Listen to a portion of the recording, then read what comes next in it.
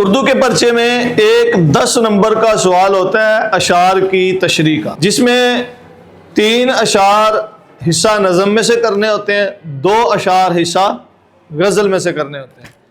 Total 5 اشعار کی تشریح کرنی ہے۔ 5 اشعار کی تشریح پر کتنے نمبر ملتے ہیں؟ 10 نمبر۔ ایک شعر کی تشریح کے 2 نمبر ہوتے ہیں۔ اشعار کی تشریح کا طریقہ کار کیا ہے؟ سب سے پہلے تو جب آپ اشعار کی تشریح کرنے لگے تو سوال کا نمبر لکھیں گے۔ سوال نمبر 8 ہے تو 8 کی ہیڈنگ دے دی۔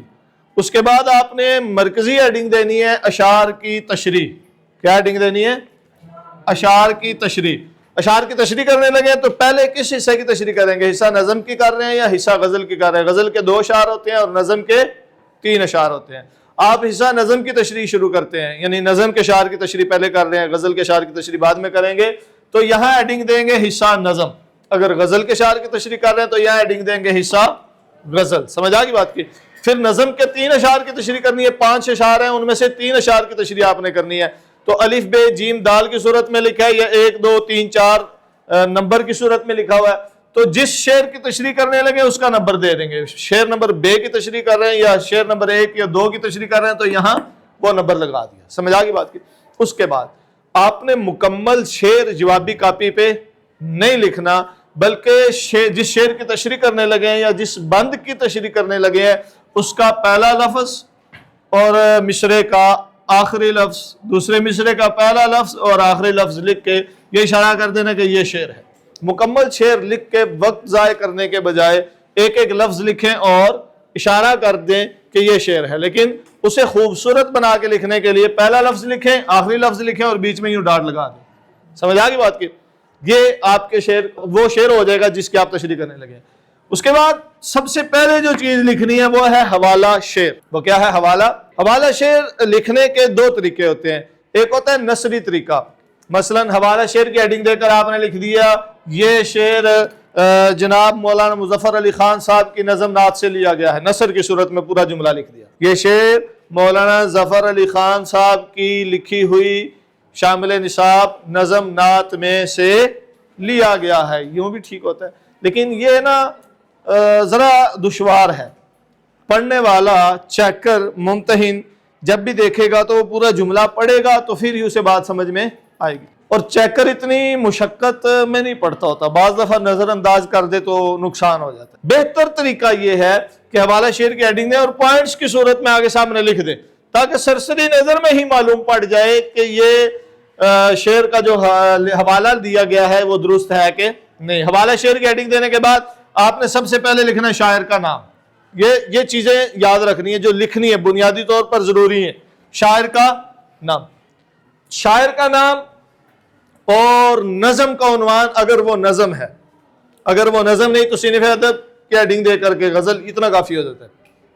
لیکن اگر آپ یہ 4 ہیڈنگ بنائیں، شاعر کا نام، صنف ادب میں اگر نظم ہے تو پھر یہ تیسری ہیڈنگ کیا ہوگی؟ نظم کا عنوان۔ صنف ادب میں اگر غزل ہے تو غزل کا عنوان نہیں ہوتا، پھر تیسری ہیڈنگ ہو جائے گی ماخذ۔ مثلا ابھی دیکھیں یہ کتنی ہیڈنگز ہیں؟ 4، 1 2 3 4، چونکہ یہ شعر کس کا ہے؟ نظم کا ہے۔ یہ شعر کس کا ہے؟ تو جب نظم کے شعر کی تشریح کرنی ہوگی تو 4 ہیڈنگ ہوگی۔ شاعر کا نام کون ہے؟ مولانا ظفر علی خان۔ کون ہے مولانا ظفر علی خان؟ اچھا جی، اگر صنف ادب میں کیا ہے؟ نظم ہے یا غزل ہے؟ نظم۔ جب یہ صنف ادب میں نظم ہے تو نظم کا عنوان بھی ہوتا ہے۔ نظم کا عنوان کیا ہے پھر اس کا؟ نعت۔ اس کا عنوان کیا ہے؟ نعت۔ اور اس کا ماخذ کیا ہے؟ بہارستان۔ اس کا ماخذ کیا ہے؟ بہارستان۔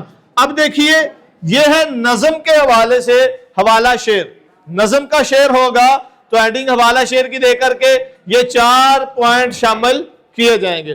اگر شعر غزل کا ہے تو پھر یہ جو تیسری ہیڈنگ ہے نا نظم کا عنوان، یہ ختم ہو جائے گی۔ شاعر کا نام، صنف ادب، غزل اور ماخذ۔ غزل کے شعر کی تشریح کرتے ہوئے 3 ہیڈنگ بنے گی حوالہ شعر میں۔ کون کون سی؟ شاعر کا نام، صنف ادب اور ماخذ، اس لیے کہ غزل کا عنوان نہیں ہوتا۔ بات سمجھ آ گئی بات کی؟ جی اچھا، اس کے بعد آپ نے اگلی ہیڈنگ دینی ہے مفہوم کی۔ کیا؟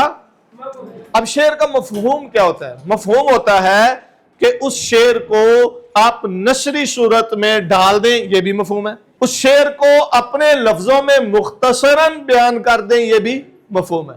ویسے مفہوم بھی آپ کو اساتذہ نے پڑھایا بھی ہوتا ہے، لکھوایا بھی ہوتا ہے۔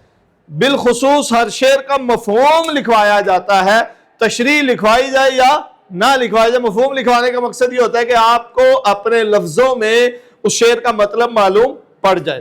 دل جس سے زندہ ہے وہ تمنا تم ہی تو ہو، ہم جس میں بس رہے ہیں وہ دنیا تم ہی تو ہو۔ اس کو نثری صورت میں ڈال دیں تب بھی ٹھیک ہے، یا اے اللہ کے رسول صلی اللہ علیہ وسلم جس تمنا سے دل زندہ ہوتے ہیں وہ تمنا آپ ہی ہیں، اور جس میں دنیا بس رہی ہے وہ دنیا آپ ہی ہیں، جس میں ہم بس رہے ہیں، جی رہے ہیں، وہ دنیا آپ ہی ہے، وہ آپ کی بدولت ہی ہماری دنیا آباد ہے، قائم ہے۔ اب یہ الفاظ جو ہیں اس شعر کا کیا ہوں گے؟ مفہوم ہوں گے۔ سمجھ آ گئی بات کی؟ مفہوم مختصر ہونا چاہیے 2 سے 3 جملوں میں، اور 2 سطروں سے زیادہ نہیں ہونا چاہیے۔ مفہوم کے بعد تشریح کی ہیڈنگ دیں گے۔ کیا دیں گے؟ تشریح کی ہیڈنگ دینے کے بعد توجہ میری طرف رہے، بڑی اہم بات کرنے لگا ہوں۔ تشریح کی جب ہیڈنگ دینی ہے تو صرف اس شعر کی تشریح لکھنے شروع نہیں کر دینی، بلکہ تشریح کی ہیڈنگ دے کر کے پہلے آپ نے شاعر کے انداز سخن کے متعلق 2 سے 3 جملے لکھنے ہیں۔ وہ ہر شاعر کے متعلق آپ کو بتایا گیا ہے، اور جو رہتے ہیں وہ بتایا بھی جائے گا ساتھ ساتھ۔ مثلا مولانا ظفر علی خان کا شعر ہے، آپ نے جب یہاں لکھا شعر، جس شعر کی آپ تشریح کرنے لگے ہیں، حوالہ شعر لکھ لیا، آپ کو معلوم پڑ گیا یہ شاعر کون ہے؟ مولانا ظفر علی خان۔ تو پھر مولانا ظفر علی خان کا انداز سخن آپ کو معلوم ہونا چاہیے، جیسا کہ مولانا ظفر علی خان تشریح کی ہیڈنگ دے دیا آپ نے، آگے لکھیں گے مولانا ظفر علی خان بیک وقت ایک قادر الکلام شاعر، شعلہ بیاں مقرر، صاحب طرز انشاء پرداز، بے باک صافی، بہترین مترجم اور ایک دلیر سیاستدان ہونے کی حیرت انگیز مثال تھے۔ پھر اس کے بعد لکھ رہے ہیں اس شعر میں شاعر لکھتا ہے کہ، اس شعر میں شاعر بیان کرتا ہے کہ، سمجھ آ گئی بات کی؟ شاعر کے انداز سخن، اس کی کلمی خوبیوں کو لکھنے کے بعد آپ نے آگے جملہ لکھنا ہے اس شعر میں شاعر بیان کرتا ہے کہ، اس کے بعد اس شعر کی تشریح اپنے الفاظ میں وضاحت کے ساتھ بیان کریں گے۔ وہ جسے شاعر نے 2 مصروں میں بیان کیا ہے اسے آپ کم از کم 1 سے 1.5 صفحے میں بیان کریں گے، کم سے کم 1 سے 1.5 صفحے، کم از کم 1 صفحہ ہونا چاہیے، زیادہ سے زیادہ 1.5 صفحے تک وہ تشریح آپ کی جائے۔ گویا کہ حوالہ شعر سمیت، مفہوم سمیت، تشریح سمیت آپ کا 1.5 سے 2 صفحات پر ایک شعر مشتمل ہونا چاہیے۔ بات سمجھ آ گئی؟ اچھا، جب تشریح کریں گے تو تشریح میں آپ کوئی بھی بات اس تشریح سے متعلق جو ہے وہ شامل کر سکتے ہیں۔ کسی کا مقولہ ہے، کوئی قرآن کی آیت ہے، کوئی حدیث ہے نبی علیہ السلام کی، کسی بزرگ کا کوئی قول نقل کرنا چاہتے ہیں، کسی شاعر کا کوئی شعر بیچ میں بیان کرنا چاہتے ہیں، تو کسی حوالے سے بھی کوئی بھی بات اپنی تشریح میں لانا چاہتے ہیں تاکہ اس تشریح کو مزید واضح کیا جا سکے اور دوسرے کو جو بات سمجھائی جا رہی ہے بہتر انداز میں سمجھائی جا سکے، تو یہ چیز آپ تشریح میں شامل کر سکتے ہیں۔ بلکہ ہونی چاہیے جس تشریح میں کوئی شعر نہ ہو، کوئی مقولہ نہ ہو، کوئی آیت یا حدیث نہ ہو، محض وہ ایک نثری صورت میں سامنے سمپل سی تشریح ہو، مختصر سی تشریح ہو، تو وہ تشریح متاثر کن نہیں ہوتی، اور بعض دفعہ جو چیکر ہوتا ہے وہ اس کے اچھے نمبر بھی نہیں دیتا۔ اس لیے اپنی تشریح کو اشعار کے ساتھ، قرآن کی آیات کے ساتھ، احادیث کے ساتھ، بزرگوں کے اقوال کے ساتھ، دانشوروں کی باتوں کے ساتھ مزین کرنا چاہیے تاکہ دیکھنے والا اس سے متاثر ہو اور آپ کو مکمل نمبر دے۔